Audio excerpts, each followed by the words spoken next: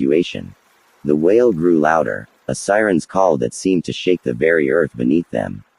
The emergency alert was clear and urgent, the automated voice echoing through the tunnel, bouncing off the walls in a cacophony of panic. All residents of Meadowville are advised to evacuate immediately. This is not a drill. Repeat, this is not a drill.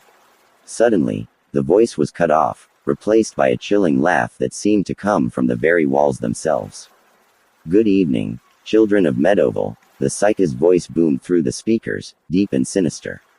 Your little game of hide and seek has come to an end. It's time to come out and play. Ryan felt his blood run cold as the psych's words echoed through the tunnel. The laughter grew closer, and he could feel the vibrations of his footsteps in the earth beneath them. Fuck, he's found us, he murmured, his grip on the knife tightening.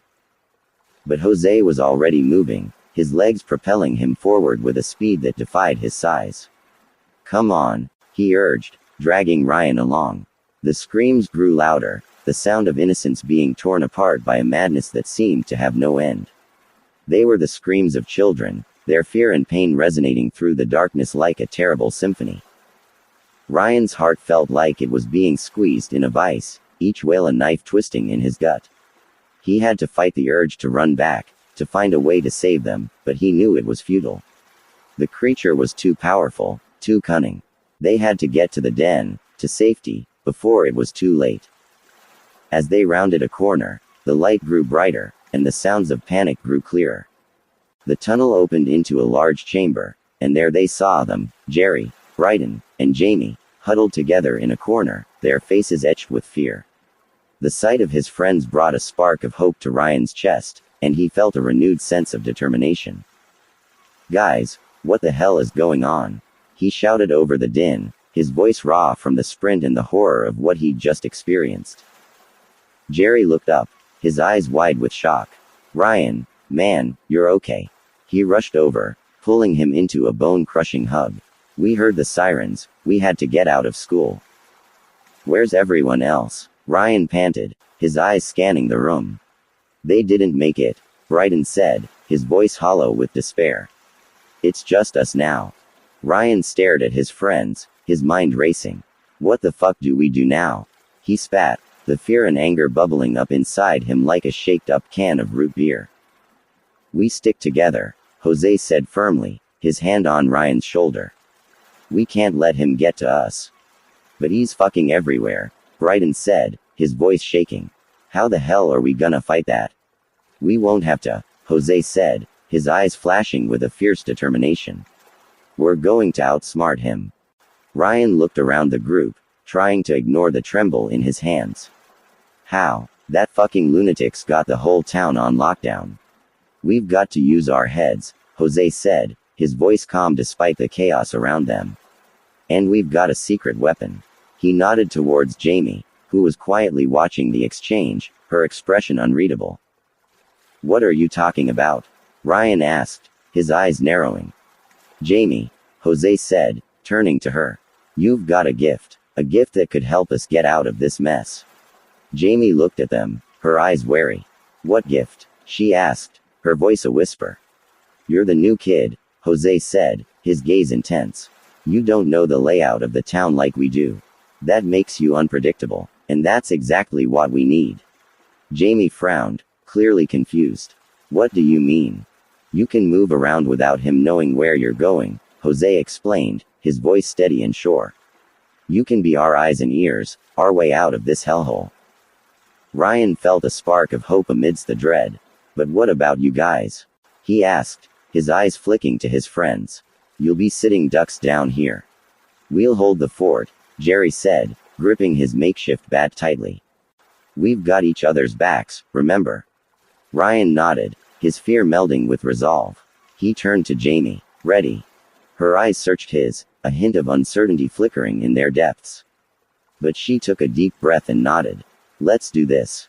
They emerged from the tunnel into the chaos of the night, the wail of the sirens a constant backdrop to the horror unfolding around them. The streets of Meadowville were a war zone, with terrified residents running for their lives, and the unmistakable sound of the psych's laughter echoing through the air. The town square, once a beacon of community and joy, was now a stage for the macabre play that had engulfed their lives. Ryan and Jamie stuck to the shadows, their hearts racing in unison with the rhythm of their hurried footsteps. The cold wind whipped through the deserted streets, carrying with it the scent of fear and something else, a coppery tang that could only mean blood. The sight of overturned cars and broken windows painted a grim picture of the havoc the creature had wrought. Keep running.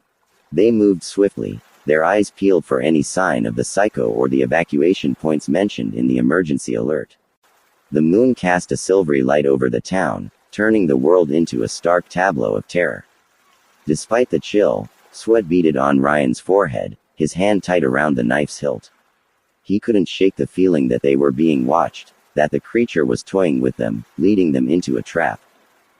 Jamie, on the other hand, was eerily calm.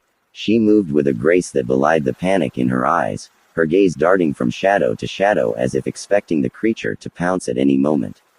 Her athletic build was now a source of comfort rather than intimidation, her strength a beacon of hope in the dark. "So, what's the plan?" she asked, her voice low and steady. "We find a way to stop him," Ryan replied, his jaw clenched. "And we get everyone out of here." They rounded another corner, and the sight that greeted them was more horrific than anything they could have imagined. The body of a 12-year-old kid lay in the middle of the street, his eyes wide with the shock of his final moments. The blood that pooled around him was a stark contrast to the innocence of his school uniform. "But everybody's dead, Ryan," she murmured, her voice barely audible over the wail of the sirens. The words hung in the air, heavy with the weight of reality. Ryan's eyes snapped to her, his jaw tightening. "No, not everyone. We're here, and we're going to make it out of this shithole." He took a deep breath, trying to push down the bile rising in his throat. "We just need to keep moving." And then, amidst the cacophony of sirens and screams, they heard it, the unmistakable sound of drums. The rhythm was erratic, pounding out a primal beat that seemed to resonate with the very ground beneath their feet. It grew louder, more insistent, setting Ryan's nerves on edge. "What the fuck is that?" he whispered, his eyes scanning the deserted street. Jamie's gaze snapped to the source of the sound, her eyes wide with horror. "It's him," she breathed. "He's coming." Without another word, they broke into a sprint, their feet pounding against the pavement as the drumming grew louder. The creature's laughter mingled with the rhythm, a twisted melody that seemed to drive them onward.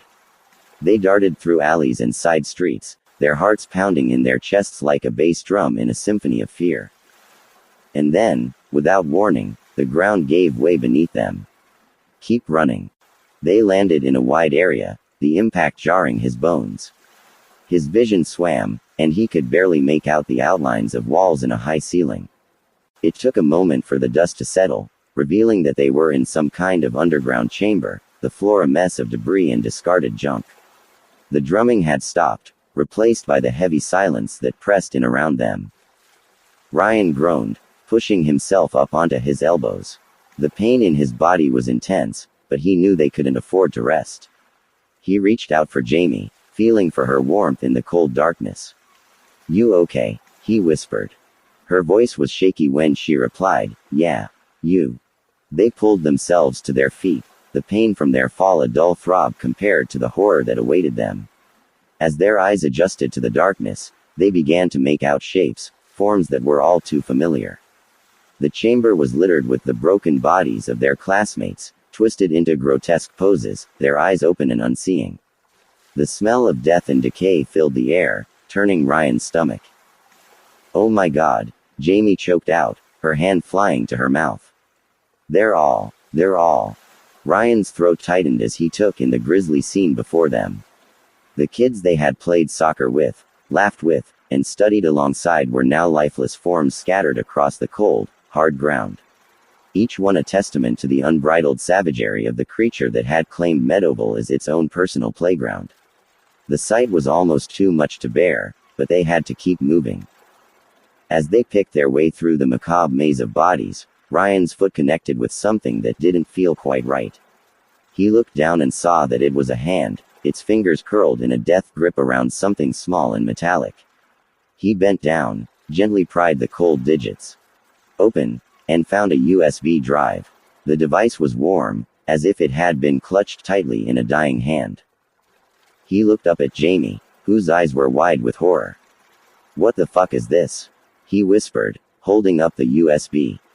Then, amidst the silence, they heard it, a faint, ghostly whisper that seemed to come from one of the bodies. "Help me," it pleaded, the words barely audible over the pounding of their hearts. Ryan's eyes darted around the room, searching for the source of the voice. His hand tightened around the knife, ready to fight or flee at a moment's notice. "Who's there?" he called out, his voice echoing off the concrete walls. From the pile of bodies, a weak moan answered. "Ryan, Jamie, it's me, Tom." Their hearts leapt at the sound of a familiar voice. Tom was a quiet kid from their math class, known for his quirky sense of humor and unshakable calm under pressure. To find him here, alive, was a miracle. They rushed over to the pile of bodies, pushing aside the lifeless forms to reveal Tom, his face pale and sweaty, a hand clamped over a gushing wound in his side. "Chisuke's still with me," he gasped, his eyes searching for them in the dim light. We've been hiding." Jamie's eyes widened. "Where is he?" she asked, her voice shaking with a mix of hope and dread. Tom's gaze flickered to the side. "Over here," he murmured, his voice weak. Ryan and Jamie followed his line of sight and found Chisuke huddled in the corner, his eyes wide with terror. He looked like he'd seen a ghost, his glasses askew and his shirt torn. Despite the horrors around them, he managed a shaky smile when he saw his friends. "Thank God," he croaked, his voice barely audible. "You guys okay?" Ryan asked, his own voice tight with emotion. "Barely," Tom winced, his hand still clamped over his wound. "Chisuke's been keeping me together, but we've got to get out of here." Ryan nodded, his mind racing. He knew they couldn't stay in this charnel house, not with the psychos drumming likely to start up again at any moment. "We'll find a way out," he assured them, his voice firm despite the tremble in his chest. "Stay here, we'll be right back." They moved quickly, searching the edges of the chamber for any sign of an exit. The walls were lined with metal shelves, the remnants of some long-abandoned storage space. As they approached one such shelf, it groaned and shifted, revealing a narrow passageway hidden behind it. "This might be it," Ryan murmured, his eyes lighting up with hope. Jamie helped Tom to his feet, her arm around his waist as they stumbled through the gap. Chisuke followed close behind, his eyes darting around nervously. The passage was tight, the air thick with dust and the scent of decay. The walls were slick with condensation, and the floor felt spongy underfoot. The only sound was their ragged breathing and the occasional drip of water echoing through the enclosed space. They moved as quickly as they could, the adrenaline pushing them forward despite their injuries. The USB drive was still clutched in Ryan's hand, a silent beacon of hope in the darkness. The corridor twisted and turned, leading them deeper into the bowels of the earth. The walls were covered in graffiti, some of it recent, a desperate cry for help that had gone unanswered. As they stumbled along, the air grew colder, and the scent of the outside world began to infiltrate the stale underground air. The sound of rushing water grew louder, and soon they saw a sliver of moonlight ahead. "We're almost there," Jamie whispered, her voice filled with a mix of excitement and dread. They emerged into a storm drain, the water up to their knees, and the drumming had stopped, replaced by the comforting sound of rain pattering on the metal above them. The water was murky and foul, but it was a small price to pay for freedom. They waded through the stream, supporting Tom as best they could, his legs wobbly and unsteady. After what felt like an eternity, they saw a faint light up ahead. It grew brighter as they approached, and soon they could make out the silhouettes of their friends, Jerry and Brighton, standing in the entrance to the den. The relief on their faces was palpable as they helped Tom and Chisuke into the relative safety of the chamber. The den was a small, cramped space, but it was dry and hidden from the Fisco's gaze. Once everyone was inside, they took stock of their situation. Tom's wound was severe, and they needed to get him medical attention soon. The USB drive was still in Ryan's hand, the weight of its unknown contents pressing down on him like a lead brick. "What's on this?" he asked, holding it up. Chisuke took a deep breath, his eyes never leaving the drive. It's everything we know about him, he said, his voice shaking. The rituals, the symbols, the sacrifices. Jerry's eyes widened. What the hell, Tom? Why didn't you tell us sooner? Tom managed a weak smile. Didn't want to ruin the surprise, he said, his voice a hoarse whisper. The group huddled around Tom, doing their best to treat his wound with the first aid supplies they had brought from the school. The room was tense with unspoken fear and urgency, the flickering candlelight casting eerie shadows across their faces. The USB drive lay on the makeshift table, a silent testament to the horrors they had witnessed.